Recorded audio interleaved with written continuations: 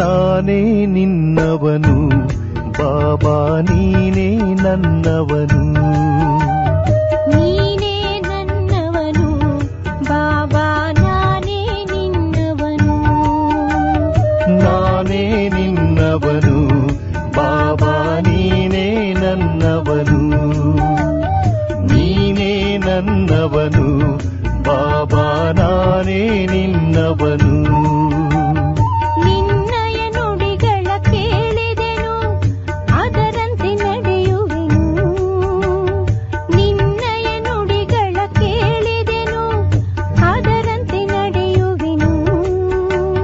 ನಿನ್ನಯ ಪ್ರೀತಿಯ ಕಂದನು ನಾನು, ನಿನ್ನಯ ಮಡಿಲನು ಸೇರಿಹೆನು. ನಿನ್ನಯ ಪ್ರೀತಿಯ ಕಂದನು ನಾನು, ನಿನ್ನಯ ಮಡಿಲನು ಸೇರಿಹೆನು, ನಿನ್ನಯ ಮಡಿಲನು ಸೇರಿಹೆನು. ನಾನೇ ನಿನ್ನವನು ಬಾಬಾ ನೀನೇ ನನ್ನವನು, ನೀನೇ ನನ್ನವನು ಬಾಬಾ ನಾನೇ ನಿನ್ನವನು.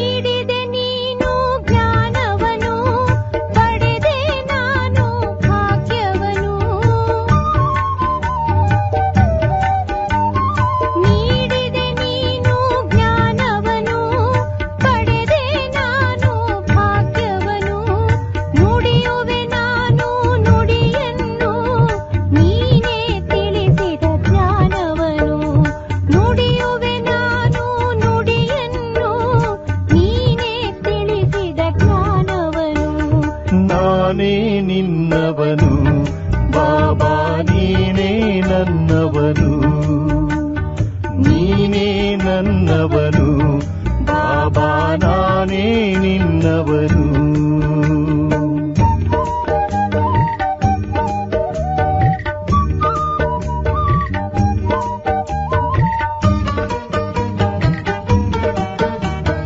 ನಿನಗಾಗಿ ನಾನು ಬದುಕಿಹೆನು, ನಿನ್ನನೆ ನಾನು ನಂಬಿಹೆನು.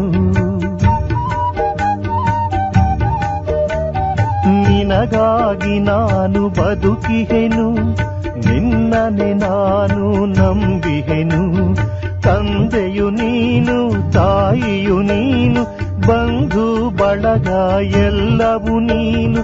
ತಂದೆಯು ನೀನು ತಾಯಿಯು ನೀನು, ಬಂಧು ಬಳಗ ಎಲ್ಲವೂ ನೀನು, ಬಂಧು ಬಳಗ ಎಲ್ಲವೂ ನೀನು.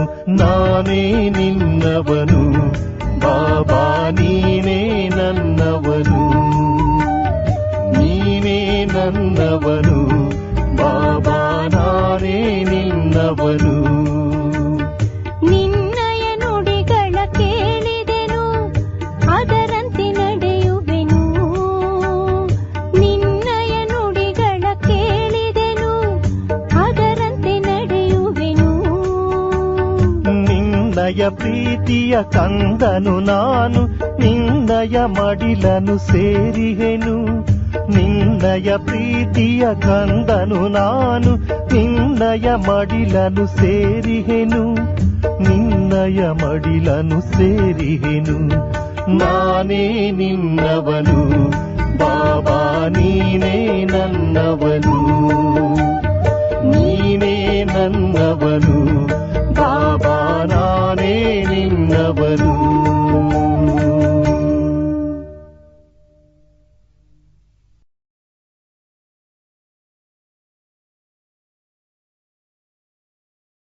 ಓಂ ಶಾಂತಿ. ಇಂದಿನ ದಿನಾಂಕ 12/7/2026 ಪ್ರಾರ್ಥ ಮುರಳಿ ಅವ್ವೆಕ್ ಬಾಪ್ತಾದ ರಿವೈಸ್ 31/12/2010 ಮಧುಬನ. ಹಳೆಯ ವರ್ಷಕ್ಕೆ ಬೀಳ್ಕೊಡುಗೆ ಕೊಡುವುದರ ಜೊತೆ ಹಳೆಯ ಸಂಸ್ಕಾರಗಳಿಗೆ ಬೀಳ್ಕೊಡುಗೆ ಕೊಟ್ಟು ನಿರ್ವಿಘ್ನವಾಗಿರುವ ದೃಢ ಸಂಕಲ್ಪ ಮಾಡಿ ಮತ್ತು ದಯಾಹೃದಯಿ ಮಾಸ್ಟರ್ ದಾತರಾಗಿ ಮನ್ಸಾ ಸೇವೆಯ ಮೂಲಕ ದುಃಖಿ ಅಶಾಂತಿ ಆತ್ಮರಿಗೆ ಆಶ್ರಯ ಕೊಡಿ. ಈ ದಿನ ಬಾಪ್ ದಾದಾರವರು 4 ಕಡೆ ಮಕ್ಕಳಿಗೆ ಹೊಸ ವರ್ಷದ ಮತ್ತು ಹೊಸ ಪ್ರಪಂಚದ ಶುಭಾಶಯಗಳನ್ನು ಕೊಡಲು ಸೂಕ್ಷ್ಮ ವತನದಿಂದ ಸ್ಥೂಲ ವತನಕ್ಕೆ ಶುಭಾಶಯಗಳನ್ನು ಕೊಡಲು ಬಂದಿದ್ದಾರೆ. ಎಲ್ಲ ಮಕ್ಕಳೂ ಸಹ ಸ್ನೇಹ ಮತ್ತು ಪ್ರೀತಿಯಿಂದ ತಮ್ಮ ಮಧುಬನ ಮನೆಗೆ ತಲುಪಿಬಿಟ್ಟಿದ್ದಾರೆ. ಪ್ರಪಂಚದವರಂತೂ ಕೇವಲ ಹೊಸ ವರ್ಷವನ್ನು ಆಚರಣೆ ಮಾಡುತ್ತಾರೆ. ಯಾವುದು ಒಂದು ದಿನ ಮಾತ್ರ ಇರುತ್ತದೆ. ತಾವು ಹೊಸ ಪ್ರಪಂಚದ ಆಚರಣೆಯನ್ನು ಸಂಗಮ ಯುಗದಲ್ಲಿ ಸದಾ ಆಚರಣೆ ಮಾಡುತ್ತಿರುತ್ತೀರಿ. ತಮ್ಮ ಎದುರಿನಲ್ಲಿ ಹೊಸ ಪ್ರಪಂಚ ಸದಾ ಸಮಾವೇಶ ಆಗಿದೆ.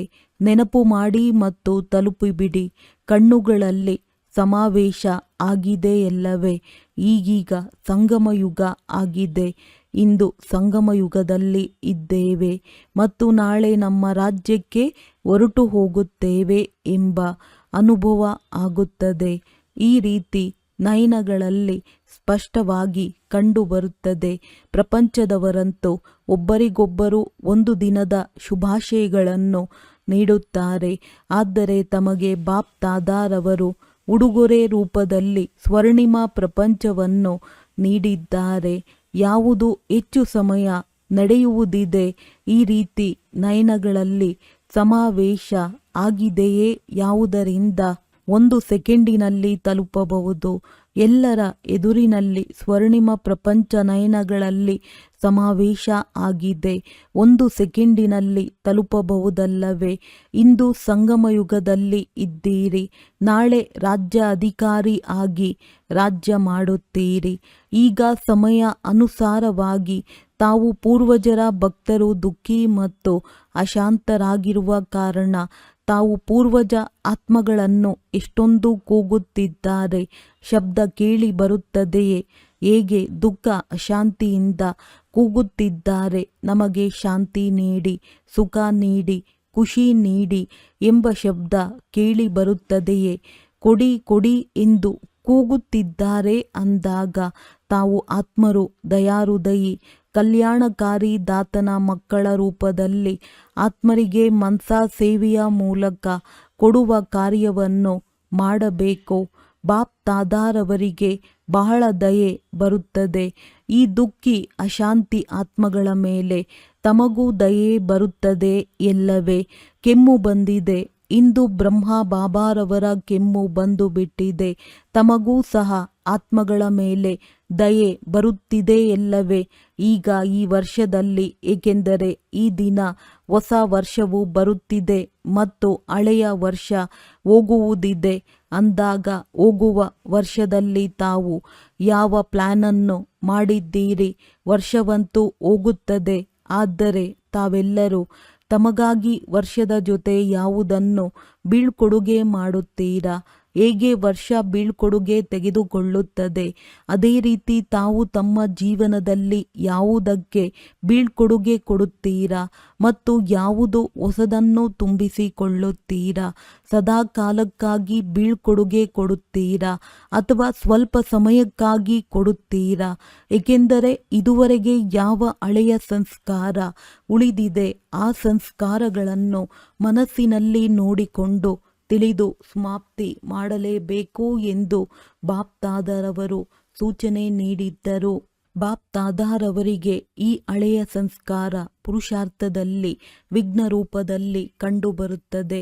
ಮಕ್ಕಳು ಒಂದು ಕಡೆ ಬಾಬಾರವರೇ ನನ್ನ ಸಂಸಾರ ಎಂದು ಹೇಳುತ್ತಾರೆ. ನಂತರ ಹಳೆಯ ಸಂಸ್ಕಾರ ಎಲ್ಲಿಂದ ಬಂದಿದೆ? ಬಾಬಾರವರೇ ಸಂಸಾರ ಆದಾಗ ಈ ಹಳೆಯ ಸಂಸ್ಕಾರ ಯಾವುದು ಪುರುಷಾರ್ಥದಲ್ಲಿ ವಿಘ್ನ ಹಾಕುತ್ತಿದೆ ಅದು ಸಮಾಪ್ತಿ ಆಗಬೇಕಲ್ಲವೇ? ಅಮೃತ ವೇಳೆ ಎಲ್ಲರೂ ವಾರ್ತಾಲಾಪ ಮಾಡಿದಾಗ ಎಲ್ಲರೂ ತಮ್ಮ ಚಾರ್ಟ್ ಕೊಡುತ್ತಾರೆ. ನೋಡಿದ್ದಾರೆ.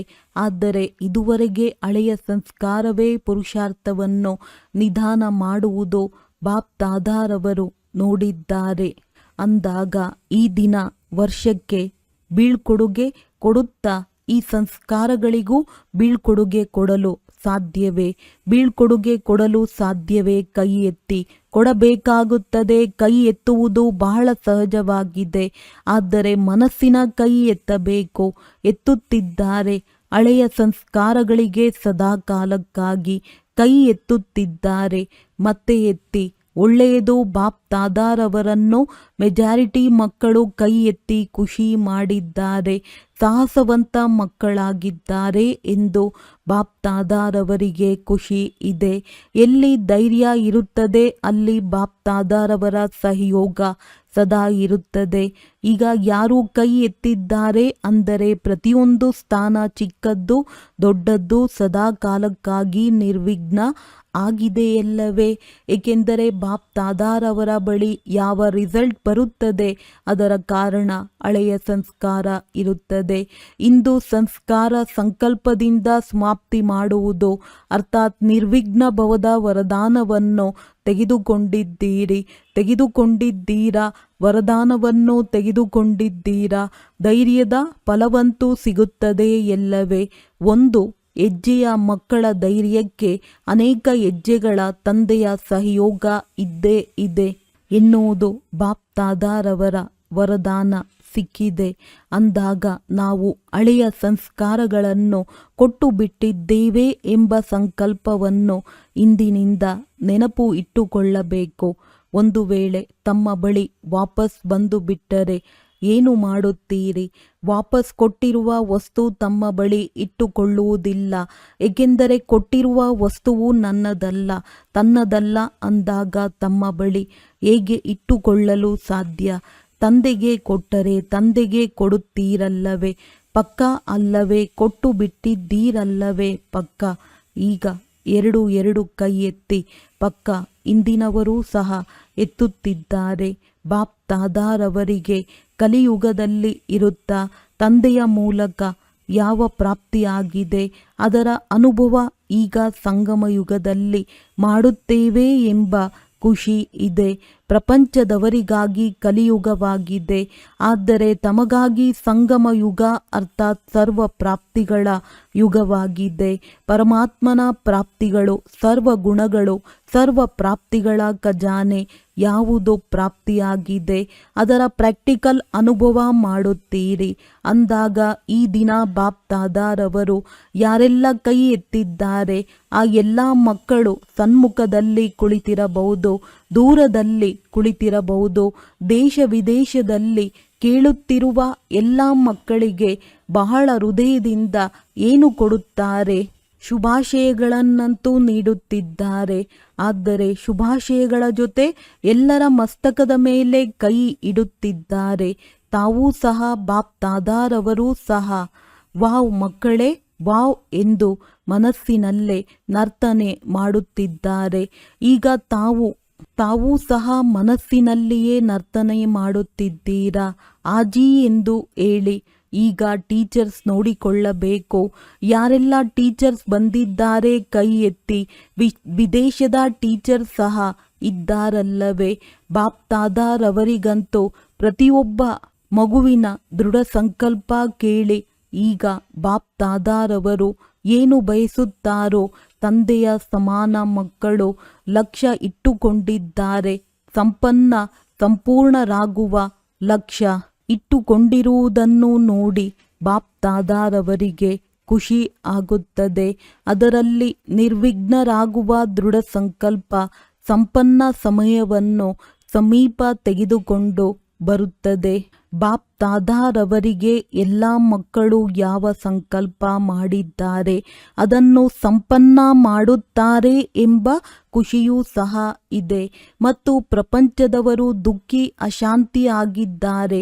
ಅವರಿಗೂ ಸಹ ಯಾವುದಾದರೂ ಆಶ್ರಯ ಕೊಡುತ್ತಿರುತ್ತಾರೆ. ಏಕೆಂದರೆ ಬಾಪ್ ದಾದಾರವರಿಗೆ ಮಕ್ಕಳ ಕೂಗು ಚೀರಾಟ ಸಹನೆ ಆಗುವುದಿಲ್ಲ. ತಮ್ಮ ಪರಿವಾರ ಆಗಿದೆಯಲ್ಲವೇ? ಅಂದಾಗ ಬಹಳ ದುಃಖ ಅಶಾಂತಿ ಹೆಚ್ಚಾಗುತ್ತಿದೆ. ಈಗ ದಯಾಹೃದಯಿ ಆಗಿ ನಡೆಯುತ್ತಾ ಓಡಾಡುತ್ತಾ ಅಮೃತ ವೇಳೆ ಆತ್ಮಗಳಿಗೆ ಮನಸಾ ಸೇವೆ ಖಂಡಿತ ಮಾಡುತ್ತೇವೆ ಎಂಬ ಸಂಕಲ್ಪವನ್ನು ಜೊತೆಯಲ್ಲಿ ಮಾಡಿ. ಈ ಸಂಕಲ್ಪ ಮಾಡಲು ಸಾಧ್ಯವೇ? ಹೇಗೆ ಸಂಕಲ್ಪ ಮಾಡಿದರೆ ಸಂಸ್ಕಾರವನ್ನು ಸದಾಕಾಲಕ್ಕಾಗಿ ಸಮಾಪ್ತಿ ಮಾಡುತ್ತೀರಿ?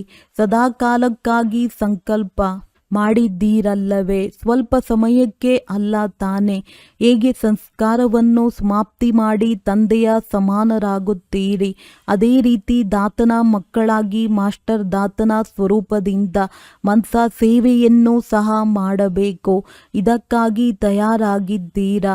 ಮನಸಾ ಸೇವೆಯನ್ನು ಮಾಡಲು ತಯಾರಾಗಿದ್ದೀರಾ? ಮನಸಾ ಸೇವೆ ಮಾಡುವವರು ಕೈ ಎತ್ತಿ. ಇಡೀ ದಿನದಲ್ಲಿ ಸಮಯ ಸಿಕ್ಕಿದಾಗ ಮನಸಾ ಸೇವೆ ಖಂಡಿತ ಮಾಡಬೇಕು. ಏಕೆಂದರೆ ತಾವು ಮಕ್ಕಳೇ ಸುಖಮಯ ಸಂಸಾರವನ್ನು ತೆಗೆದುಕೊಂಡು ಬರಬೇಕು. ತಂದೆ ತಾವು ಮಕ್ಕಳನ್ನು ಈ ಸೇವೆಗಾಗಿ ರೈಟ್ ಹ್ಯಾಂಡ್ ಅನ್ನಾಗಿ ಮಾಡಿಕೊಂಡಿದ್ದಾರೆ. ಕೈಯಿಂದ ಕೊಡಲಾಗುತ್ತದೆ ಎಲ್ಲವೇ ಅಂದ ಮೇಲೆ ತಾವು ತಂದೆಯ ರೈಟ್ ಹ್ಯಾಂಡ್ ಆಗಿದ್ದೀರಿ. ಬಾಪ್ ದಾದಾ ತಾವು ರೈಟ್ ಹ್ಯಾಂಡ್ ಅರ್ಥಾತ್ ಕೈಗಳ ಮೂಲಕ ಎಲ್ಲರಿಗೂ ಯಾವುದಾದರೂ ಕೊಡುತ್ತಿರುವ ಸೇವೆಯನ್ನು ಕೊಡಲು ಬಯಸುತ್ತಾರೆ. ಅವರು ಕೊಡಿ ಕೊಡಿ ಎಂದು ಕೂಗುತ್ತಿದ್ದಾರೆ. ಮತ್ತೆ ತಾವು ದುಃಖಿಗಳಿಗೆ ಸುಖ ಕೊಡಿ, ಚಿಂತಿತರಿಗೆ ಶಾಂತಿ ಕೊಟ್ಟು ಪುಣ್ಯ ಕಾರ್ಯವನ್ನು ಮಾಡಿ. ಈಗ ತಾವು ಮಕ್ಕಳು ತಮ್ಮನ್ನು ತಾವು ತಿಳಿದುಕೊಂಡಿದ್ದೀರಿ, ತಂದೆಯನ್ನು ತಿಳಿದುಕೊಂಡಿದ್ದೀರಿ, ಆಸ್ತಿಗೆ ಅಧಿಕಾರಿ ಆಗಿದ್ದೀರಿ ಅಂದಾಗ ಅನ್ಯರನ್ನು ಮಾಡಿ. ಏಕೆಂದರೆ ಈಗ ಎಲ್ಲರೂ ಮುಕ್ತಿಯನ್ನು ಬಯಸುತ್ತಿದ್ದಾರೆ. ಎಲ್ಲರಿಗೂ ಮುಕ್ತಿ ಕೊಟ್ಟು ತಾವು ತಂದೆಯ ವರದಾನದ ಮೂಲಕ ರಾಜ್ಯ ಅಧಿಕಾರಿ ಆಗುತ್ತೀರಿ. ಆದ್ದರಿಂದ ತಂದೆ ಈಗ ಪ್ರತಿಯೊಬ್ಬರಿಗೆ ನಿರ್ವಿಘ್ನ ಭವ, ಸೇವಾದಾರಿ ಭವ ಎಂಬ ಸಂಕಲ್ಪವನ್ನು ಕೊಡುತ್ತಿದ್ದಾರೆ. ಯಾವ ಮಕ್ಕಳು ತಂದೆಯವರಾಗಿ ಬಿಟ್ಟಿದ್ದಾರೆ ಆ ಮಕ್ಕಳಿಗೆ ಸಂಗಮಯುಗಿ ಬ್ರಾಹ್ಮಣ ಜೀವನದ ಮಹಿಮೆಯ ಅನುಭವ ಆಗುತ್ತಿದೆ ಮತ್ತು ಆಗುತ್ತಲೇ ಇರುತ್ತದೆ. ಯಾರು ತಮ್ಮನ್ನು ಹೊಸಬ್ಬರಿರಲಿ ಹಳಬ್ಬರು ಆದರೂ ಬಂದಿರಲಿ, ಆದರೆ ತಮ್ಮನ್ನು ತಾವು ತಂದೆಯ ಆಸ್ತಿಗೆ ಅಧಿಕಾರಿ ಎಂದು ತಿಳಿಯುತ್ತಾರೆ. ಅತೀಂದ್ರಿಯ ಸುಖದ ಉಯ್ಯಾಲೆಯಲ್ಲಿ ತೂಗುತ್ತಿರುತ್ತಾರೆ ಮತ್ತು ಮುಂಚೆಯೂ ಸಹ ಸಂಸ್ಕಾರಗಳ ಮೇಲೆ ವಿಜಯಿ ಆಗುವ ಸಂಕಲ್ಪ ಮಾಡಿದ್ದೀರಿ. ಆ ಎಲ್ಲ ಆತ್ಮಗಳು ಕೋಟಿಯಲ್ಲಿ ಕೆಲವರಾಗಿದ್ದೀರಾ ಅಥವಾ ಕೆಲವರಲ್ಲಿ ಕೆಲವರು ಆಗಿದ್ದೀರಾ? ಮಗು ಹೇಳಿತಲ್ಲವೇ, ಜನಕ ಮಗು 108ರ ಮಾಲೆ 16,000 ಮಾಲೆಯನ್ನು ಮುಖ್ಯವಾಗಿ ಸೇರಿಸಿ ಎಂದು ಅಂದಾಗ ನಾವು 16,000 ಅಥವಾ 108ರ ಮಾಲೆಯಲ್ಲಿ ಬಂದೇ ಬರುತ್ತೇವೆ ಎಂದು ತಿಳಿದಿರುವವರು ಕೈ ಎತ್ತಿ. ಹೊಸಬ್ಬರೂ ಸಹ ಕೈ ಎತ್ತುತ್ತಿದ್ದಾರೆ. ಶುಭಾಶಯಗಳು. ನಿಶ್ಚಯ ಬುದ್ಧಿಯವರೇ ವಿಜಯಿ ಆಗುತ್ತಾರೆ.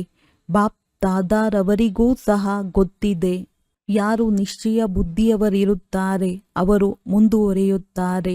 ಒಳ್ಳೆಯದು. ಇಲ್ಲಿ ಎದುರಿನಲ್ಲಿ ಕುಳಿತಿದ್ದೀರಲ್ಲವೇ? ಕೈ ಎತ್ತಿ. ಯಾರು ಮೊದಲನೇ ಬಾರಿ ಬಂದಿದ್ದಾರೆ ಕೈ ಎತ್ತಿ. ಎಲ್ಲರ ಕಡೆಯಿಂದ ತಮಗೆ ಶುಭಾಶಯಗಳನ್ನು ನೀಡುತ್ತಿದ್ದಾರೆ.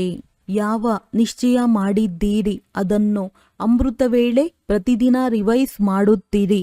ಬಾಪ್ ದಾದಾರವರಿಗೆ ಮಕ್ಕಳನ್ನು ನೋಡಿ ಖುಷಿ ಆಗುತ್ತದೆ. ಸಮಯ ಟೂ ಲೇಟ್ಗಿಂತ ಮೊದಲು ತಾವು ಆಸ್ತಿಗೆ ಅಧಿಕಾರಿ ಆಗಿದ್ದೀರಿ. ಆದ್ದರಿಂದ ಪರಿವಾರ ಇಲ್ಲಿಗೆ ಬಂದಿರುವವರು ಮತ್ತು ತಮ್ಮ ತಮ್ಮ ಸೆಂಟರಿನಲ್ಲಿ ಇರುವವರು ಎಲ್ಲ ಮಕ್ಕಳ ಕಡೆಯಿಂದ ಬಾಪ್ ದಾದಾರವರು ತಮ್ಮೆಲ್ಲರಿಗೂ ಶುಭಾಶಯಗಳನ್ನು ನೀಡುತ್ತಿದ್ದಾರೆ. ಈಗ ತಾವು ಒಂದು ಅದ್ಭುತ ಮಾಡಬೇಕು. ಸಾಹಸವಿದೆಯೇ ಹೇಳಿ. ಸಾಹಸವಿದೆಯೇ? ತಾವು ಮೊದಲಿನಿಂದಲೇ ನಿರ್ವಿಘ್ನರಾಗಿರಬೇಕು. ನಿಶ್ಚಯ ಮತ್ತು ನಶೆಯಲ್ಲಿ ನಂಬರ್ 1 ಆಗಿರಬೇಕು. ಬಾಪ್ ದಾದಾರವರಿಗೆ ಖುಷಿ ಆಗುತ್ತದೆ. ಹಳಬ್ಬರಂತೂ ಹಳಬ್ಬರೇ ಆಗಿದ್ದಾರೆ. ಆದರೆ ಹೊಸಬ್ಬರು ಸ್ವಲ್ಪ ಸಮಯದಲ್ಲಿ ಅದ್ಭುತ ಮಾಡಿ ತೋರಿಸುತ್ತಾರೆ. ಒಳ್ಳೆಯದು. ಈಗ ಬಾಪ್ ದಾದಾರವರು ಹೊಸಬ್ಬರಾಗಿರಲಿ ಹಳಬ್ಬರಾಗಿರಲಿ ಎಲ್ಲರಿಗೆ 1 ಸೆಕೆಂಡಿನ ಕಾರ್ಯವನ್ನು ಕೊಡುತ್ತಾರೆ. ಈಗೀಗ 1 ಸೆಕೆಂಡಿನಲ್ಲಿ ತಮ್ಮನ್ನು ತಾವು ಎಲ್ಲ ಸಂಕಲ್ಪಗಳಿಂದ ದೂರ ಮಾಡಿಕೊಂಡು 1 ಸೆಕೆಂಡಿನಲ್ಲಿ ಬಿಂದು ರೂಪದಲ್ಲಿ ಸ್ಥಿತ ಮಾಡಲು ಸಾಧ್ಯವೇ ಮಾಡುತ್ತೀರಾ? 1 ಸೆಕೆಂಡಿನಲ್ಲಿ ನಾನು ಬಿಂದು ಆಗಿದ್ದೇನೆ, ಯಾವುದೇ ಸಂಕಲ್ಪವಿಲ್ಲ, ಬಿಂದು ಆಗಿದ್ದೇನೆ. ಯಾರು ಸೆಕೆಂಡಿನಲ್ಲಿ ಬಿಂದು ರೂಪದ ಸ್ಥಿತಿಯಲ್ಲಿ ಸ್ಥಿತರಾಗಿರುವವರು ಕೈ ಎತ್ತಿ. ಸೆಕೆಂಡಿನಲ್ಲಿ ಹಾಕಿದ್ದೀರಾ, ಒಳ್ಳೆಯದು. ಈಗ ಈ ಅಭ್ಯಾಸ 15 ದಿನ, ಇಡೀ ದಿನದಲ್ಲಿ ಪ್ರತಿಯೊಂದು ಗಂಟೆಯಲ್ಲಿ ಬಿಂದು ಹಾಕಿ. ಈ ಅಭ್ಯಾಸ ಪ್ರತಿಯೊಬ್ಬರೂ ಮಾಡಬೇಕು ಮತ್ತು ಆ ವಾತಾವರಣದಲ್ಲಿ ಇದ್ದು ತಮ್ಮ ಕಾರ್ಯದಲ್ಲಿ ಇರುತ್ತಾ 1 ಸೆಕೆಂಡಿನಲ್ಲಿ ಬಿಂದು ರೂಪದಲ್ಲಿ ಸಫಲತೆ ಸಿಕ್ಕಿದೆಯೇ ಎಂದು ಪರೀಕ್ಷಿಸಿಕೊಳ್ಳಿ. ಏಕೆಂದರೆ ಇಲ್ಲಂತೂ ವಾಯುಮಂಡಲವೂ ಸಹ ಇದೆ. ಆದರೆ ತಮ್ಮ ತಮ್ಮ ಸ್ಥಾನದಲ್ಲಿ ಇದ್ದು ಸೆಕೆಂಡಿನಲ್ಲಿ ಬಿಂದು ಸ್ವರೂಪದಲ್ಲಿ ಸ್ಥಿತರಾಗಬಹುದೇ? ಈ ಅಭ್ಯಾಸವನ್ನು ಮಾಡಬೇಕು. ಏಕೆಂದರೆ ಬಾಪ್ತಾದ ಎಷ್ಟು ಮುಂದುವರಿಯುತ್ತಾ ಹೋಗುತ್ತೀರಿ ಅಷ್ಟು 1 ಸೆಕೆಂಡಿನಲ್ಲಿ ಬಿಂದು ಸ್ಥಿತಿಯಲ್ಲಿ ಸ್ಥಿತರಾಗುವ ಅವಶ್ಯಕತೆ ಇರುತ್ತದೆ ಎಂದು ಹೇಳಿದ್ದರು. ಆದ್ದರಿಂದ ತಮ್ಮನ್ನು ತಾವು ಪರಿಶೀಲನೆ ಮಾಡಿಕೊಳ್ಳಿ ಮತ್ತು ತಮ್ಮ ತಮ್ಮ ಸ್ಥಾನದಲ್ಲಿ ರಿಪೋರ್ಟ್ ಟೀಚರ್ಗೆ ಬರೆದು ಕೊಡಬೇಕು. ನಂತರ ಟೀಚರ್ ಮೂಲಕ ಇಲ್ಲಿದ್ದರೂ ಇಲ್ಲದೆ ಇದ್ದರೂ ಎಲ್ಲರ ಕ್ಲಾಸ್ಗಳಲ್ಲಿ ಇದು ಹೋಮ್ವರ್ಕ್ ಆಗಿದೆ. ಇದರ ರಿಸಲ್ಟ್ ಬಾಪ್ತಾದಾರವರ ಬಳಿ ಬಂದಾಗ ನೋಡುತ್ತೇವೆ. ಇದರಿಂದ ತಾವು 108 ಅಥವಾ 16,000 ಮಾಲೆಯ ಅಧಿಕಾರಿ ಆಗಿದ್ದೀರಾ ಎಂದು ಗೊತ್ತಾಗುತ್ತದೆ. ಸೆಕೆಂಡಿನಲ್ಲಿ ದಿನದ ದಿನಚರಿಯಲ್ಲಿ ಎಷ್ಟು ಸಫಲ ಆಯಿತು, ಅದರಿಂದ ತಾವು ಎಷ್ಟು ಯೋಗ್ಯರಾಗಿದ್ದೀರಿ ಎಂದು ಗೊತ್ತಾಗುತ್ತದೆ. ಏಕೆಂದರೆ ಕೈ ಎತ್ತಿಸುತ್ತೇವೆ. ಯಾರು ಪ್ರಾಕ್ಟಿಕಲ್ ಧಾರಣೆಯಲ್ಲಿ ನಾನು 108 ಅಥವಾ 16,000 ಮಾಲೆಯಲ್ಲಿ ಬರುತ್ತೇವೆ ಎಂದು ತಾವು ರಿಸಲ್ಟ್ ಬರೆಯಬೇಕು. ಅದರಿಂದ ದಾದಿಯರು ಹೆಸರು ಕೊಟ್ಟಾಗ ಕೆಲವರು ನಾವು ಬರಬಹುದು ಎಂದು ತಿಳಿಯುತ್ತಾರೆ. ಅದರಿಂದ ಈ ರಿಪೋರ್ಟ್ನಿಂದ ಗೊತ್ತಾಗಿ ಬಿಡುತ್ತದೆ. ಸದಾ ಸೆಕೆಂಡಿನಲ್ಲಿ ಯಾವ ರೂಪ ಅನುಭವ ಮಾಡಲು ಬಯಸುತ್ತೀರೋ ಆ ರೂಪವನ್ನು ಅನುಭವ ಮಾಡಲು ಸಾಧ್ಯವೇ ಎಂದು ಬಾಪ್ತಾದಾರವರು ಕೇಳುತ್ತಾರೆ. 5 ಸ್ವರೂಪಗಳು ಯಾವುದನ್ನು ತಿಳಿಸಿದ್ದೇವೆ, ಅದು ಸಹ ಯಾವಾಗ ಬೇಕೋ ಆಗ ಸೆಕೆಂಡಿನಲ್ಲಿ ಸ್ವರೂಪ ಆಗಲು ಸಾಧ್ಯವೇ? ಇದನ್ನು ಅಭ್ಯಾಸ ಮಾಡಿ. ನಾನು ಯಾವುದನ್ನು ಬಯಸುತ್ತೇನೆ ಆ ಸ್ಥಿತಿಯಲ್ಲಿ ಸೆಕೆಂಡಿನಲ್ಲಿ ಇರಲು ಸಾಧ್ಯವೇ ಅಥವಾ ಸಮಯ ಹಿಡಿಸುತ್ತದೆಯೇ ಎಂದು ತಮ್ಮದು ತಮಗೆ ಗೊತ್ತಾಗುತ್ತದೆ.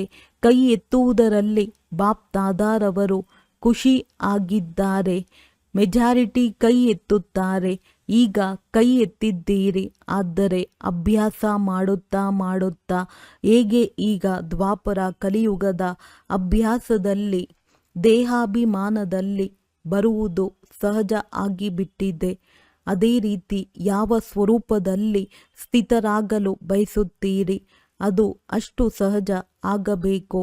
ಏಕೆಂದರೆ ಸಮಯ ಅಂತಹದ್ದು ಬರುವುದಿದೆ. ಆ ಸಮಯದಲ್ಲಿ ತಮಗೆ ಈ ಅಭ್ಯಾಸದ ಅವಶ್ಯಕತೆ ಇರುತ್ತದೆ.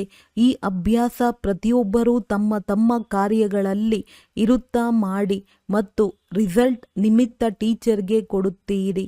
ಈ ವರ್ಷದ ಸಮಾಪ್ತಿಯಲ್ಲಿ ಇದನ್ನು ಅಭ್ಯಾಸ ಮಾಡುತ್ತಿರಬೇಕು. ತಮಗೆ ತಾವೇ ಮಾಡಿ ತಮಗೆ ತಾವೇ ಟೀಚರ್ ಆಗಿ.